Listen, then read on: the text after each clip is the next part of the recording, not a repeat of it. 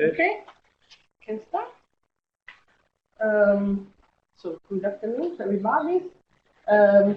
This project has been carried out in the CoriolisII, and this is the team involved in the project.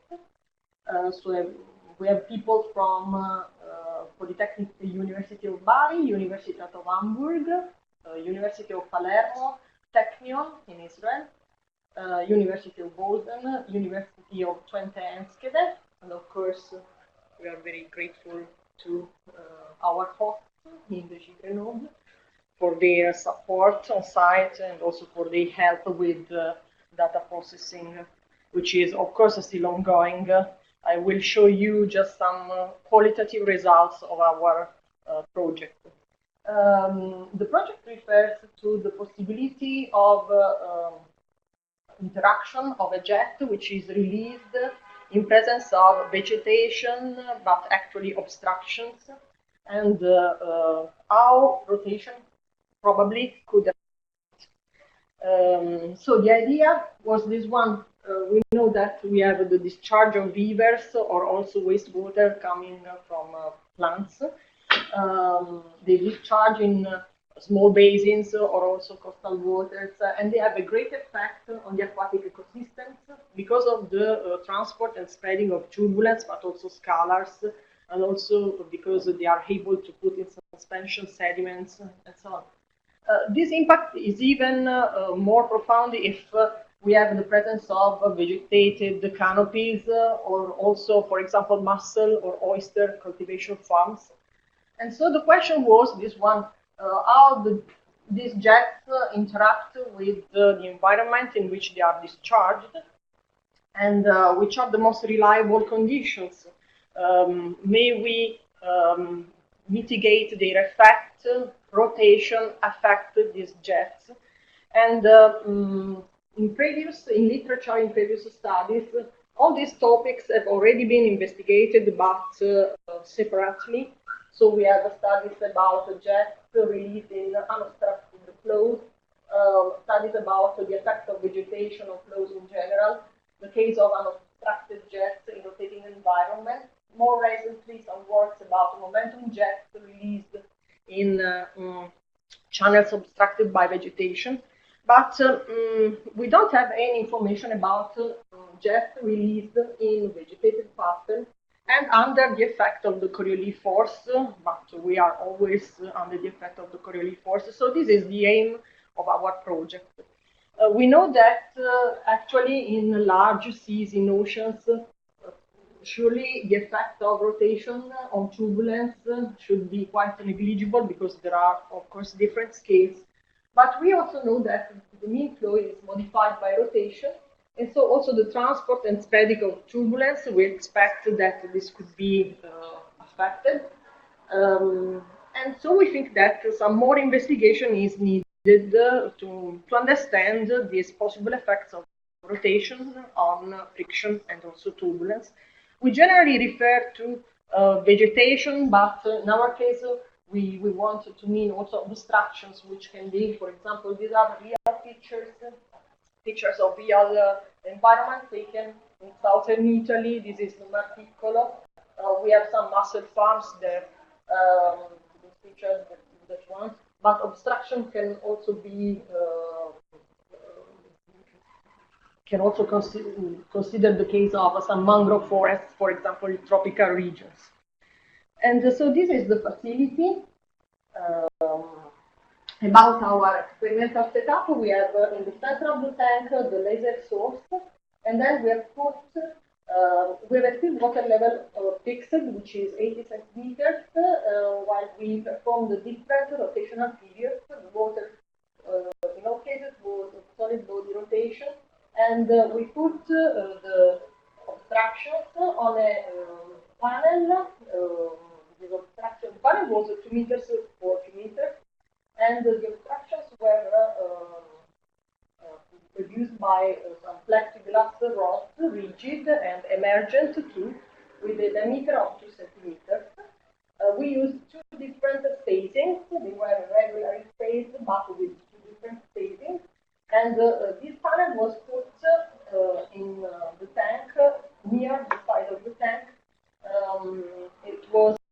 inside some guides where there is a carriage which supports the instrument for measuring.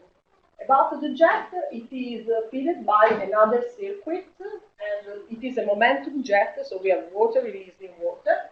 And in that case, it's a dive jet. It is a circular, horizontally released. The diameter of the jet, the outlet is 8 centimeters, and it is put at the halfway of the water depth. We used two different flow rates in our experiments. About the measuring system, we used ADVs, bottom looking and side looking. Actually, they were used only in the testing phase of the work because we wanted to check the behavior of the jet in still water, and for having a good measurement with ADV, we need a certain interval of time to acquire the velocity. And this was possible in these configurations, while in the other configurations we mainly use 2D PIV.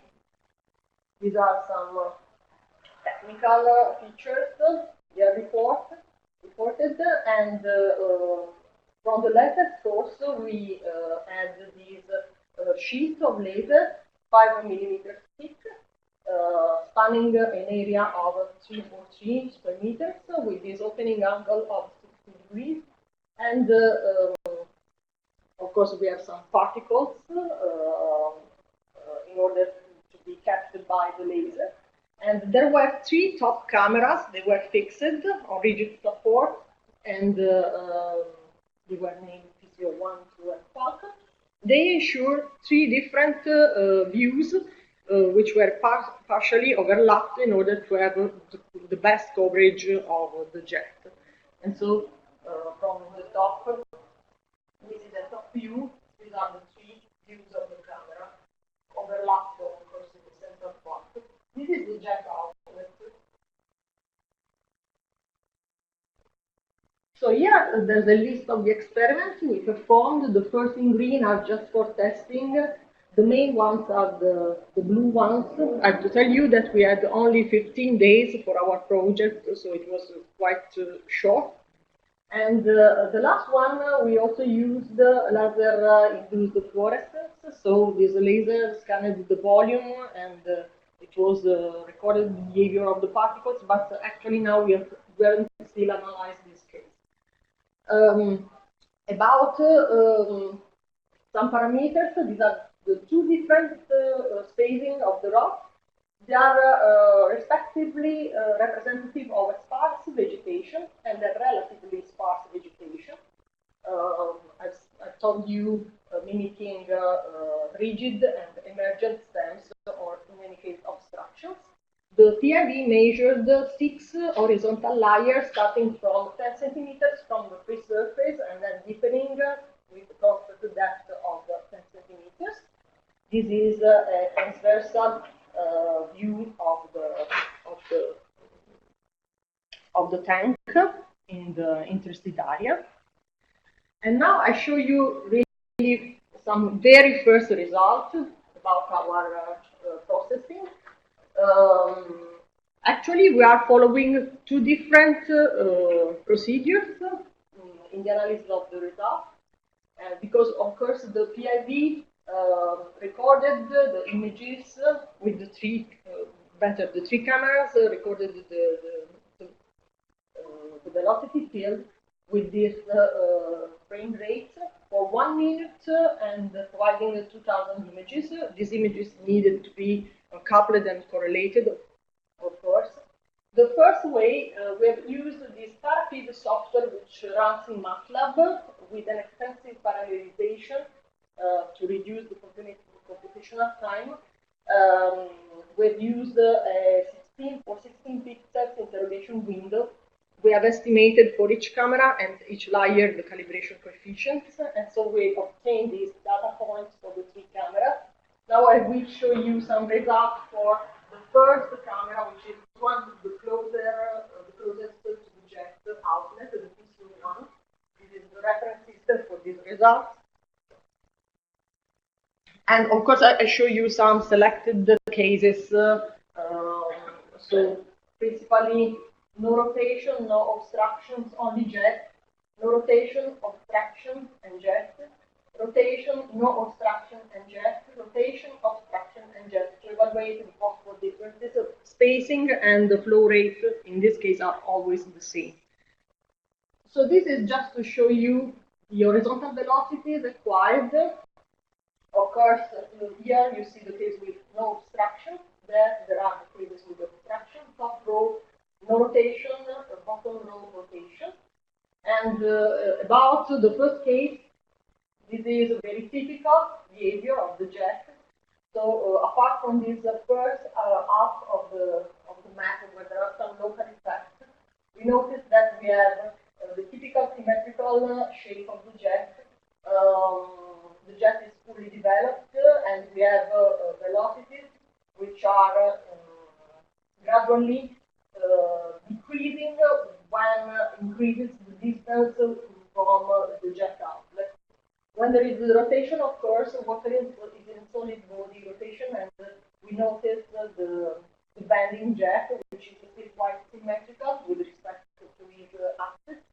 We notice in this case lower values of velocities and also the presence of some lateral circulation.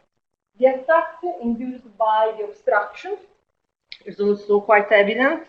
We notice that we have a twofold reduction of the velocity values. So the obstruction acts as a flow blockage of the jet, of course. We can note also a smoothing of the velocity values, also in the lateral area. And we also note the presence of some sort of oscillating trends, some fluctuations. Actually, we still don't know the origin of this oscillating behavior. We are going to investigate it. Maybe this could be due to vortex shedding, but also maybe it could be due also to some wake effect. These are the plots of vorticity. So in this case, typical trends with positive and negative vorticity with jet. Here still the same trend, but curved due to rotation. Of course, when you add the stems, there are more localized vorticity behind the rods and also around. So there are still present also in this case some disturbances. And now I show you the second way we are now approaching in the data processing. So now we are also using the UV map software provided by VEgetation to directly merge and calibrate and process the images of the three cameras. So this is the whole domain investigated by the three cameras. This square is related, is corresponding to the PCO1 camera I showed you before. And this is the plot for the experiment with no rotation, no stems, only jet. So this is the trend of the velocity, then the trend of the vorticity. Of course, there is a perfect agreement between this plot and the previous one. If in this case we extract some transversal profiles of the stream-wise velocity of the jet, we also obtain something like this. These profiles, which are very typical of a jet. So we have this Gaussian shape corresponding to the presence of the jet. These are typical for a free jet, even if in our case the jet is of course confined because there is the presence of the wall here. And we notice that there is in any case, after the first part with the local effect, then we have that the maximum velocity which is along the axis of the jet, which tends to reduce, which is typical for the free jet. And even if we rate, it's not so evident in this plot, but if we rate the maximum velocity by the velocity of the jet at the outlet and plot it along the stream-wise direction, we obtain this trend, which is fitted by an exponential law. This is also typical of a free jet. So there is a good agreement between our case and the theoretical case. No. Now here I show you always using the second operational processing, the maps of the horizontal velocity and the vorticity for the case of rotation. Of course, there are not jet rotation, but no stems. You notice in this case also the increasing velocity in this central part, and then the decreasing trend during the curvature of the jet. Also appears here, not so much evident in this plot, but there is here an area of positive vorticity in the inner part of the tank. And this is just to show you the difference between the case of jet release through the obstructed pattern on the top, jet release in the obstructed pattern, but with rotation in the lower one. So there is an evident effect of blockage induced by the stems and a spreading, a transversal spreading of the jet due to the vegetation, which confirms the previous result. And in this bottom case, it's also evident the curvature of the jet, which is characterized by even lower velocity and greater spreading, spanning the panel and curving towards the inner part of the tank. So, of course, about our very first conclusions, there is a difference between the behavior of the jet in obstructed and unobstructed environment and in rotation, rotating, not rotating frames. So, of course, we are still analyzing our data. Our future steps, we want to analyze turbulent signals, addressing, specifically addressing the integral length scales and also the presence of coherent structures. We want to study entrainment and detrainment, the dispersion coefficient, and we are also starting to process data with analytical modeling by means of the finite size and the Lyapunov exponent method. And so this is the team. I, of course, thank all the people involved in the experiment, both directly in the laboratory, but also in data processing. And I just want to show you some very first,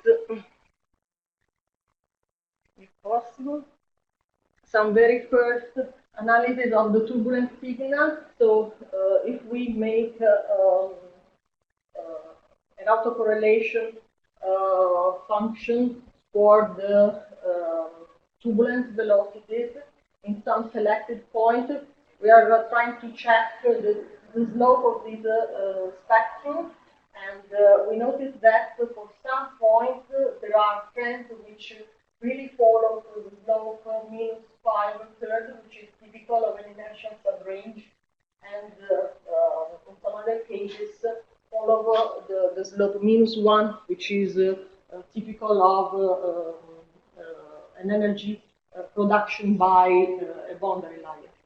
So this is all for now. Thank you.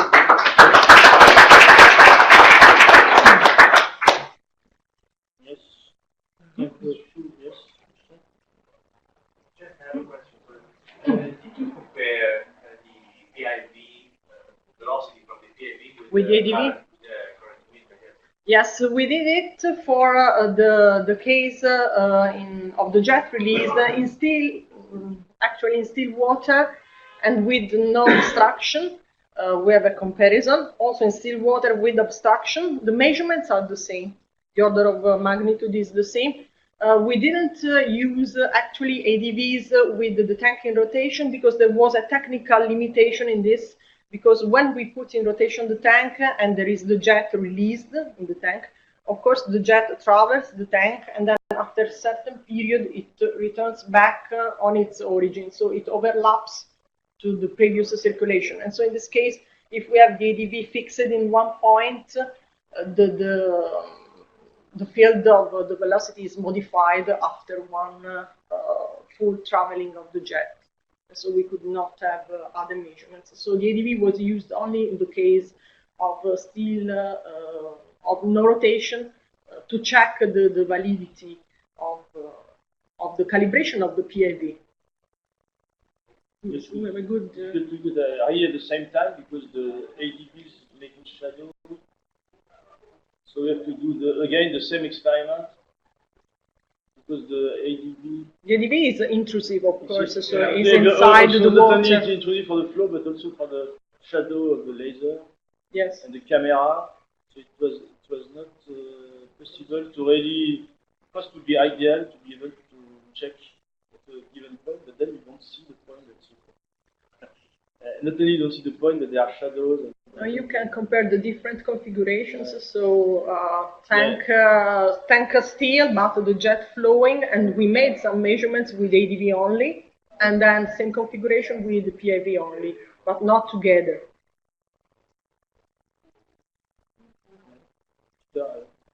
Francesca, what was the highest Reynolds numbers that we used for the jets? What was The highest values of the Reynolds numbers. So my question this is a turbulent jet. We have used reached even more than 10,000. Yes, it's surely turbulent.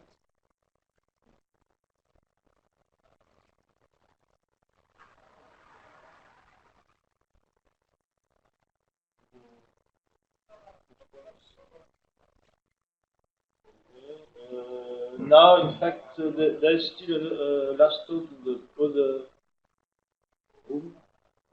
We have one last talk. So, yeah, there's coffee break at 4, but we can go already for the coffee break. And thank you for the